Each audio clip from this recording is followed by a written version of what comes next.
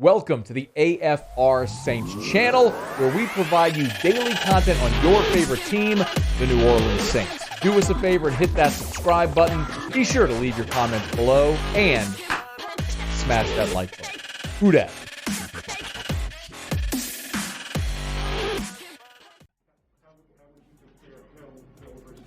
I'm not making any comparisons with the quarterbacks right now.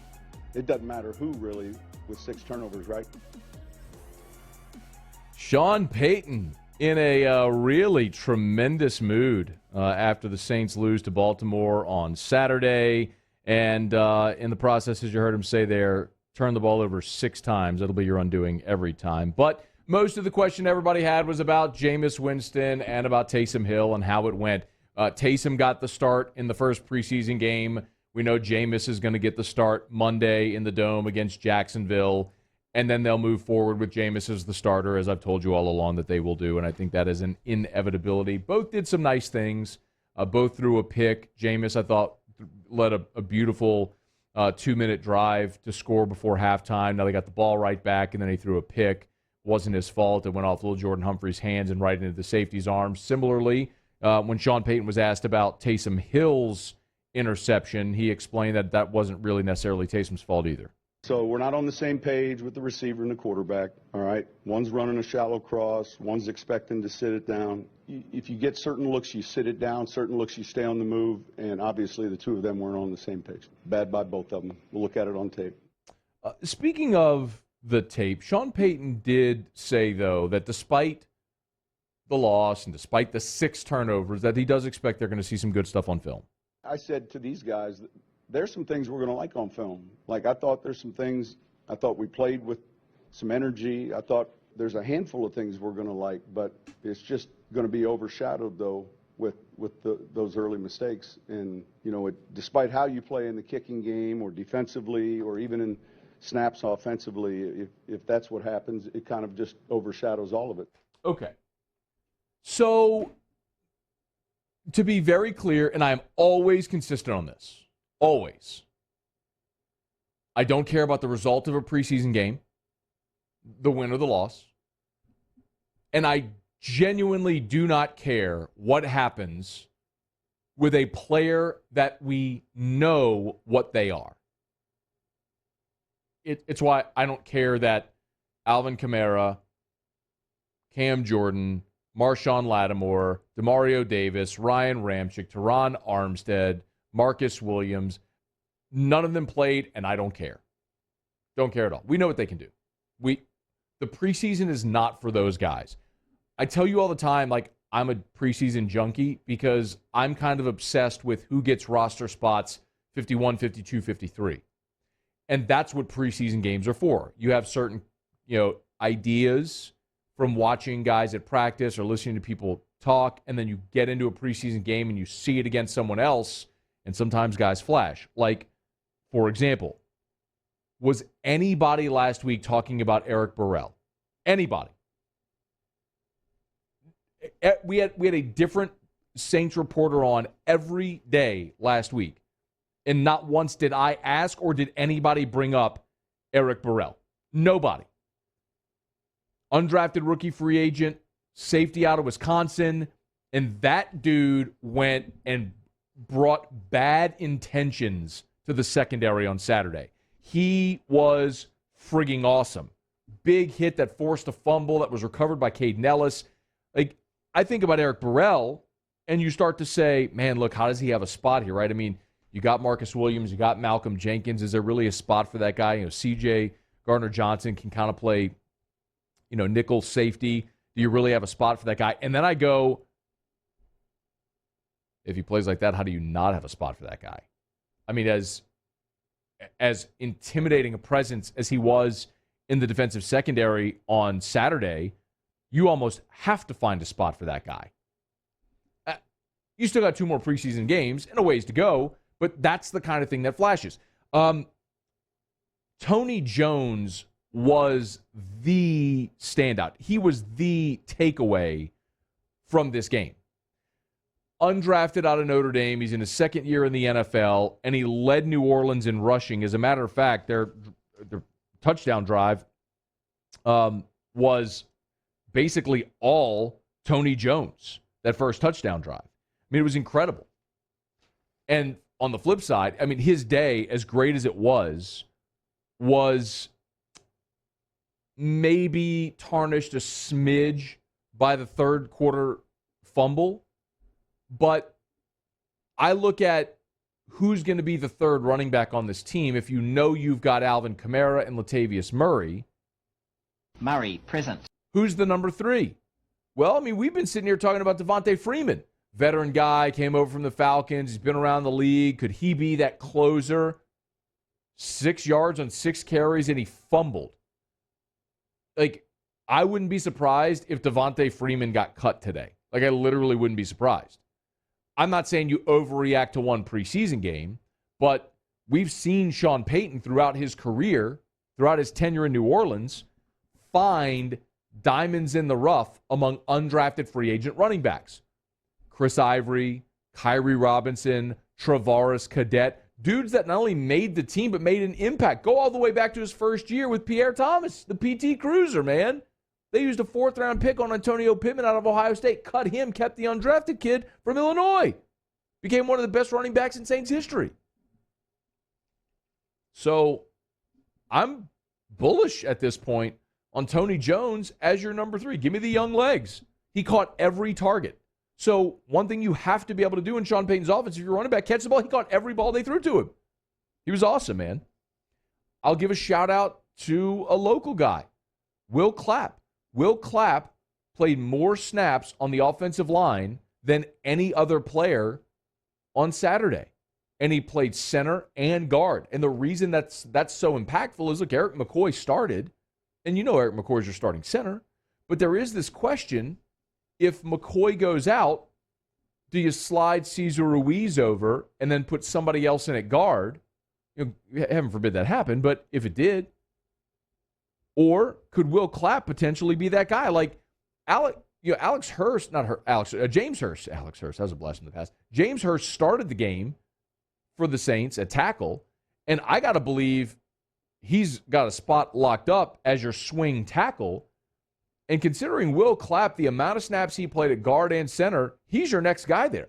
I think at this point, Will Clapp is I'm not going to say he's a certainty. I mean, the guy's fighting for a roster spot every year, but Will is certainly the leader at this point to have a roster spot as your interior guy to play both guard and tackle. Remember, Cam Tom was a guy they really liked a lot, and he battled some injuries, and now he's in Miami. I mean, Will Clapp seems like he's going to be that guy after a really a not great preseason a couple of years ago. But Tony Jones, Will Clapp, Eric Burrell were 3 guys that really flashed for me as guys that are fighting for a roster spot. Now, there's a lot of other observations from the game. Although Jameis Winston's 2-minute drill was fantastic, slinging the ball certainly showed you what he could be. But the quarterbacks, to me, aren't. I know that's the storyline everybody wants to talk about and will talk about, but for me, that's not the storyline that interests me, because I feel that there is an inevitability there with how this is going to go. The biggest storyline of the game for me were players that on Friday, when we sat here and said, all right, here's what we're watching for, let's see how these guys do, that all showed up in a big way. I told you Marquez Callaway. Could Marquez Callaway be a number 1 wide receiver in the NFL? Mike Thomas is out. Traquan Smith isn't there. Deontay Harris is likely going to miss the first couple of games due to suspension. Could Marquez Callaway step up and be the number 1 when everybody knows he's the primary target? Opening drive of the game, caught 3 passes for 61 yards on the opening drive, including conversions on 3rd and 9 and 3rd and 7. I'd say he passed that test. Marquez Callaway looked awesome on Saturday. On the other side of the ball, how can we talk about anybody other than Zach Bond? And I'm not overreacting to a preseason game, y'all. But what I am doing is saying, okay, I know Demario Davis and Quan Alexander are your starters at inside backer. And I also know that Zach Bond, a year ago, was completely lost. He was an edge rusher at Wisconsin. And he came in, and they tried to play him in the middle, and he wasn't ready to do that. He was an edge guy. And so he really didn't have a spot a year ago. So there was a learning curve for Zach Bond. With Demario Davis not playing and Quan Alexander same, and then with having a spot there at linebacker, with those guys not there, he took the start and led the team in tackles. He had 6 solo tackles. He was all over the field. Pressures. He was in Trace McSorley's face all night. Like, you couldn't watch the Saints defensively without noticing Zach Bond. And Pete Werner, the rookie draft pick out of Ohio State, wasn't there as well. It was a wide open door for Zach Bond, and he kicked the door off its hinges. That's really encouraging. I'm not telling you he's ready to be a starting player, because the whole thing defensively could have looked differently if Lamar Jackson is playing, right? I mean, we all understand that. But similarly, the Saints didn't bring half of its defense as well. So you look for guys that made impact plays in that setting, and Zach Bond was among them. I also talked about on Friday, Marcus Davenport. When you look at the domino effect of what's happened this offseason in losing Trey Hendrickson to Cincinnati and understanding that Peyton Turner's probably going to have to play some tackle, you need Marcus Davenport to play like a first-round pick, like a guy you invested so many resources into. They couldn't block him. He had 5 pressures on Saturday. There was not a lineman on Baltimore's team that could slow down 92 the entire time. If that cat stays healthy, there's reason to be optimistic about him. Opposite Cam Jordan, Carl Granderson played a ton. The Saints' defensive line was absolutely incredible. We came out, or we're going into this preseason game. We talked so much about their need to supplement at outside corner, and on the defensive line. I don't feel so nervous about the defensive line anymore. Now, maybe that's foolhardy considering we just saw a preseason game, but I think you've got a ton of talent on the ends, and we didn't even see Cam Jordan in there or Peyton Turner, who will obviously add to your rotation. But you saw guys like Malcolm Roach and Shai Tuttle play pretty well. You're really going to miss David Onyemata. There's no question. He just was obviously on a different level, and he stayed out there most of the game. As a matter of fact, Sean Payton, after the game, kind of talked about why they played Onyemata so deep into the ballgame. Yeah, we're going to play him, though. You know, we're not just going to sit him right now, and then he's going to play like, I think we've had this before, a player who's going to begin a suspension when the season starts. Those guys are still going to be in football shape, and particularly when there's some other guys that are out. So Onyemata was out there, so expect him to play a bunch here in this preseason. But the other thing that really tells you is because you saw 3 down lineman looks and Onyemata kicked out to end, that kind of tells you what they're thinking as well. Don't be surprised if you see some of those guys kick out in those types of scenarios, which is exactly what I was talking about with Peyton Turner. They're going to use him as a versatile piece. So you're starting to see some of that to see how it looked. I came out, again, not so interested at all in the result of the game. The turnovers sucked, and it was tough to watch, no doubt. It was the first preseason game. I remember there was one year where the Saints played the Titans in a preseason game, and they set a record with something like 21 penalties or something like that. It was nauseating to watch. But you look at how did players individually look? Did they look like they were up to speed? And the other guy I'll tell you is Paulson Adebo.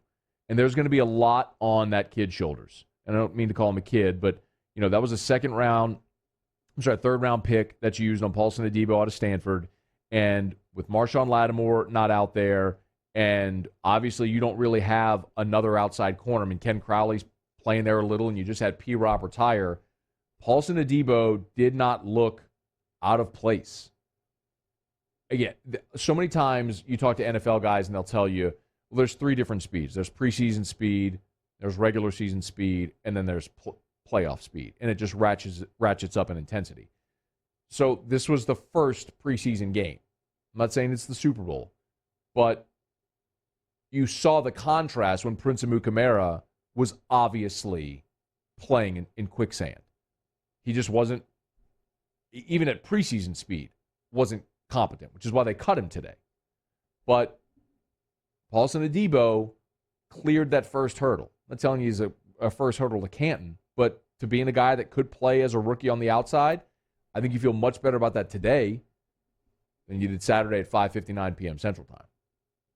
So the Saints lose to the Ravens. The next time out for the preseason will be Monday, a week from today, Monday in the Dome against Jacksonville.